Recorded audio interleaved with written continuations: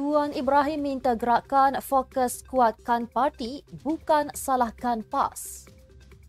Fuad Selar AMK tuduh permohonan maaf Najib Razak tidak membantu negara. Akmal Saleh bidas kenyataan DAP ungkit kes terowong ngakomen.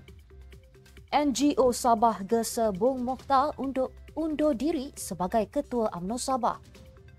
Tetap teruskan pengosongan 5 kerusi parlimen, bersatu kini guna saluran mahkamah.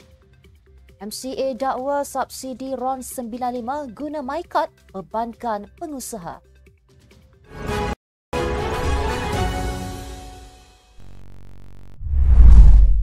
Bismillahirrahmanirrahim. Assalamualaikum dan salam Malaysia Madani. Bersama saya Mira Kilah dalam Netstep News edisi Extra.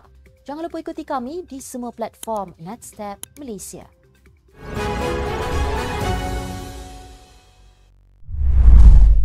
Seorang pemimpin PAS berkata tiada keperluan bagi Perikatan Nasional mewujudkan deklarasi untuk bukan Melayu seperti yang digesa gerakan. Timbalan Presiden Tuan Ibrahim Tuan Man berkata gerakan tidak perlu takut akan bayang-bayang sendiri dan menyalahkan PAS kerana tidak dapat sokongan masyarakat Cina. Beliau yang berkata kepada FMT mempertahankan bahawa PAS adalah parti tertua di negara ini dan telah memerintah Kelantan lebih 30 tahun kerana pencapaian dan integriti yang menjadi teras bagi PAS. Sebelum itu, gerakan menggesa PN mewujudkan deklarasi untuk bukan Melayu dalam usaha mengurangkan tekanan komuniti itu untuk memilih komponen terbabit pada PRU16.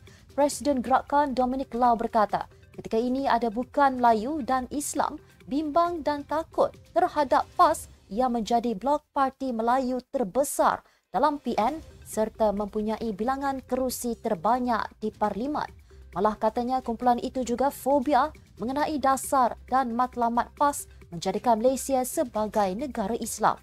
Mengulas perkara itu, Tuan Ibrahim menyarankan gerakan lebih fokus pada menguatkan parti dan meningkatkan keahlian. Angkatan Muda Keadilan AMK didakwa malas membaca apabila menuduh permohonan maaf Datuk Seri Najib Razak tidak dapat memulihkan kerugian yang ditanggung negara. Ahli Majlis Tertinggi UMNO, Datuk Dr. Muhammad Fuad Zarkashi berkata, AMK patut baca laporan Ketua Audit Negara berkaitan hutang, aset dan liability 1MDB 2023. Jelaskan laporan itu, Fuad berkata pada tahun ini melalui beberapa penyelesaian, 1MDB akan dapat balik baki penyelesaian dari IPIC sebanyak 4.65 bilion ringgit, pemulangan aset diumum dan tambahan DOJ USA sebanyak 1.15 bilion ringgit. Malah menurut Fuad, banyak projek 1MDB hari ini terbukti menguntungkan. Beliau seterusnya secara sinis meminta pemuda PKR bangkitkan semula kerugian forex 32 bilion ringgit yang langsung tidak menguntungkan. Untuk makluman, Perdana Menteri yang mentadbir kerajaan ketika negara mengalami kerugian forex tersebut adalah Tun Dr. Mahathir. Ketua Pemuda UMNO Datuk Dr. Akmal Saleh mengingatkan DAP tentang kes terowong yang melibatkan Ketua Whip Parlimen DAP Ngakomen. Beliau mengulas kenyataan Komeng yang menggesa ahli-ahli parti itu supaya memperbetulkan kesilapan dan salah laku yang dilakukan oleh kerajaan terdahulu dan bukannya menjadi sebahagian daripada salah laku itu. Katanya, DAP kini berpeluang menjadi parti pemerintah selepas 58 tahun berjuang. Ngakomeng dalam ucapan perasmiannya pada Perhimpunan Agung Pemuda Sosialis DAP Kebangsaan semalam mendedahkan bahawa DAP sering diserang oleh UMNO dan MCA. Bagaimanapun, beliau menyeru ahli parti untuk berpegang pada prinsip politik yang rasional, memimpin dengan akhlak dan berbicara melalui pencapaian politik supaya mendapat sokongan daripada pengundi tengah. Sudah tiba masanya Ketua UMNO Sabah Datuk Seri Bung Mokhtar Radin berundur daripada jawatannya untuk memimpin UMNO Sabah susulan keputusan beliau diperintah membela diri di Mahkamah Rayuan.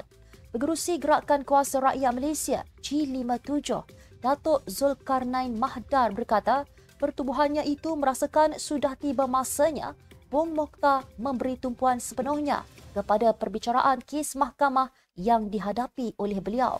Dia berkata pilihan raya negeri Sabah yang akan diadakan pada tahun hadapan sudah pastinya ahli UMNO memerlukan kepimpinan yang mempunyai lebih masa bersama mereka.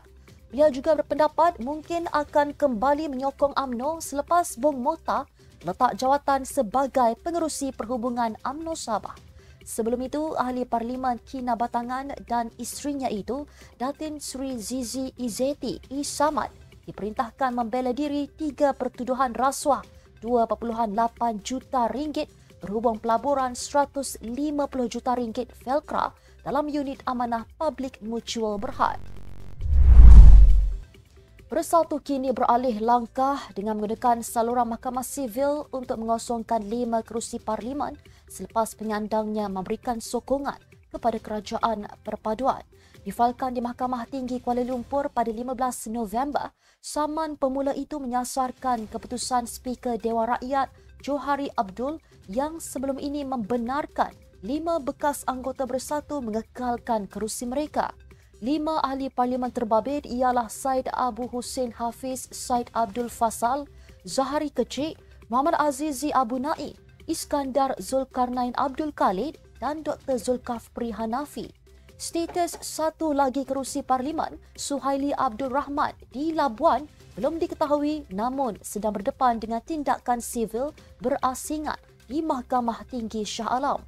Menerusi saman pemula itu, Bersatu mencabar keputusan Johari yang membenarkan 5 ahli parlimen terbabit mengekalkan kerusi masing-masing di sebalik langkah mereka mengingkari kehendak parti.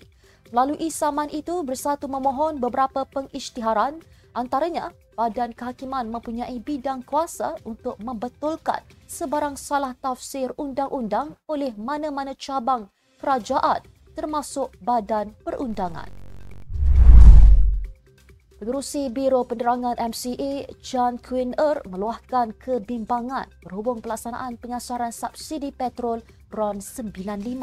Katanya kritikan Presiden MCA Wee Ka Siong mengenai kemungkinan mekanisme pelaksanaan itu mungkin membebankan pengusaha stesen minyak terbukti relevan. Sebelum ini, Persatuan Pengusaha Stesen Minyak Bumi Putra Malaysia, Bumi Peda, dalam satu kenyataan menyuarakan kebimbangan bahawa kaedah menggunakan MyCard itu memerlukan pembangunan sistem khas terutama dalam menentukan penerima layak dan membabitkan kemudahan digital yang masih belum stabil di luar bandar. Dalam perkara itu, Wee Ka Siong yang didakwa lebih memahami pemain industri dan kehendak orang ramai akan terus bersuara menyampaikan kegusaran serta keperluan rakyat. Sebelum ini, Bumi Peda memaklumkan tiada sebarang sisi libat urus atas rundingan setakat ini antara kerajaan dengan pihaknya. Ia berhubung pelaksanaan mekanisme penggunaan MyCard dan e-dompet bagi pembelian RON 95. Sekian untuk edisi Ekstra hari ini. Ikuti perkembangan semasa isu-isu panas politik Malaysia setiap hari hanya di Netstep News. Jangan lupa untuk follow Facebook Netstep Malaysia dan subscribe YouTube Netstep TV.